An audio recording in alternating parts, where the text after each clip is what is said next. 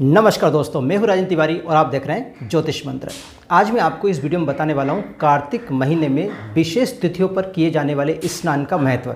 वैसे तो कार्तिक महीने में पूरे महीने स्नान करने का महत्व होता है, लेकिन कुछ विशेष तिथियां होती हैं जिन पे स्नान करने का बहुत ही महत्व होता है। साथ ही आपको मैं कुछ उपाय भी बताऊँगा जिस उपाय को करने से आपके जीवन में खुशी, आपका मोक्ष और साथ ही धन की प्राप्ति भी होगी। इस प्रकार के उपाय भी मैं आपको लास्ट में बताने वाला हूं। तो अगर ये सब चीज़ आप जानना चाहते हो तो वीडियो को अंत तक जरूर देखिए। वीडियो पसंद आए तो उसे लाइक और शेयर कीजिए और मेरे चैनल को सब्सक्राइब करना ना भूलें। तो चलिए शुरू करते हैं। तो सबसे पहले तो हम बात कर लेते हैं कार्तिक मास का जो महत्व है, क्यों महत्व है, कार्तिक महीने में क्यों इतना स्नान करने का महत्व है, ये पहले हम जान लेते हैं। तो ऐसा माना गया है कि कार्तिक महीने में भगवान विष्णु ने मत्स्य अवतार लिया था और मत्स्य अवतार के टाइम उन्होंने पूरे 1 महीने तक जल में निवास किया था, पानी में निवास किया था। इसी कारण से इस महीने में स्नान करने का विशेष महत्व है। और साथ ही ये भी माना जाता है कि इसी महीने में, कार्तिक के महीने में ही भगवान शिव ने त्रिपुरासुर राक्षस का वध किया था। इस कारण से इस महीने का महत्व और भी बढ़ जाता है। तो जो इंसान इस महीने में भगवान विष्णु, भगवान शिव और कार्तिकेय जी का पूजा करते हैं, कार्तिकेय जी की पूजा करते हैं, साथ ही पवित्र नदियों में सूर्योदय से पहले पवित्र नदी में या पवित्र सरोवर में स्नान करते हैं, उनको मोक्ष की प्राप्ति होती है। साथ ही भगवान विष्णु और शिव की विशेष कृपा उनके ऊपर निरंतर मिलती रहती है। तो चलिए पहले हम ये जान लेते हैं कि कौन सी वो तिथियाँ हैं जिन पर स्नान हमको करना चाहिए। वैसे तो पूरे महीने स्नान करना चाहिए, लेकिन ये विशेष तिथियाँ हैं। अगर आप भूल जाते हैं, मतलब पूरे महीने अगर आपको टाइम नहीं मिलता है, तो इन विशेष तिथियों पर आप स्नान जरूर कर सकते हैं। तो पहली तिथि तो है अमावस्या, ठीक है, सोमावती अमावस्या है। उस दिन आप स्नान करेंगे। दूसरी तिथि पंचमी तिथि है, वो 18 नवंबर को आपको पड़ेगी, उस दिन आप स्नान करेंगे। तीसरी तिथि है अष्टमी, जो कि 20 तारीख को पड़ेगी, 20 नवंबर को अष्टमी तिथि है, इस तिथि के दिन भी आप स्नान करेंगे। चौथी तिथि है 21 तारीख को आंवला नवमी। आंवला नवमी का भी आपने देखा होगा विशेष महत्व होता है। तो आंवला नवमी है 21 तारीख को, उस दिन भी आप स्नान करेंगे। अगली तिथि है एकादशी, जो कि 23 नवंबर को पड़ने वाली, उस दिन आप स्नान करेंगे। साथ ही अगली तिथि है प्रदोष। प्रदोष तिथि है वो है 24 तारीख को, 24 नवंबर को।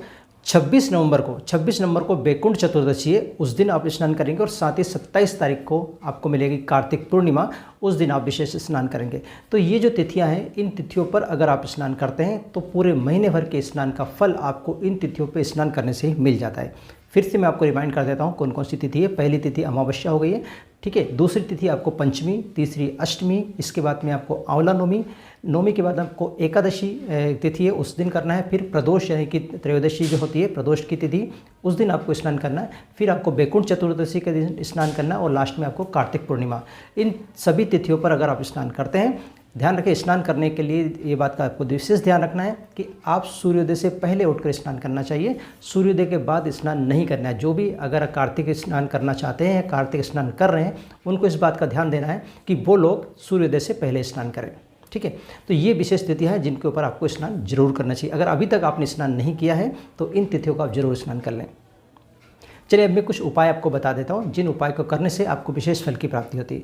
तो पहला उपाय है कि मोक्ष की अगर आपको प्राप्ति करना है, यानी कि आपको इन आवागमन के जो चक्र है उससे दूर जाना है, उससे मुक्त होना है, तो आपको पूरे महीने, यानी कि जो कार्तिक महीना है, उस महीने में आपको सूर्योदय से पहले उठकर पवित्र नदी या पवित्र सरोवर में आपको स्नान करना चाहिए। अगर आप बीमारी से बचे रहना चाहते हैं तो कार्तिक के महीने में खाली पेट पानी के साथ आपको कुछ पत्ते तुलसी जी के खाना चाहिए। अगर आप ऐसा करते हैं तो आप साल भर निरोगी रहेंगे।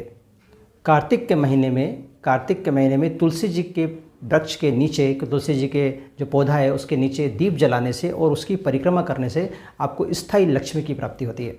साथ ही कार्तिक के महीने में आप दीप दान करते हैं, वस्त्र दान करते हैं, अन्न दान करते हैं या फिर आंवला का दान करते हैं तो आपके ऊपर लक्ष्मी जी की विशेष कृपा बनी रहती है। तो ये थे कुछ उपाय, और साथ ही मैंने आपको कार्तिक महीने में स्नान का भी महत्व बताया और कौन कौन सी तिथि में आप इसे स्नान कर सकते हो ये भी मैंने आपको बताया। अगर आपको ये वीडियो अच्छा लगा तो प्लीज़ लाइक कीजिए, शेयर कीजिए और मेरे इस चैनल को सब्सक्राइब करना ना भूलें। आज के लिए बस इतना ही, मिलते हैं नए विषय के साथ। तब तक आप रहिए खुश और मुझे दीजिए आज्ञा। जय हिंद।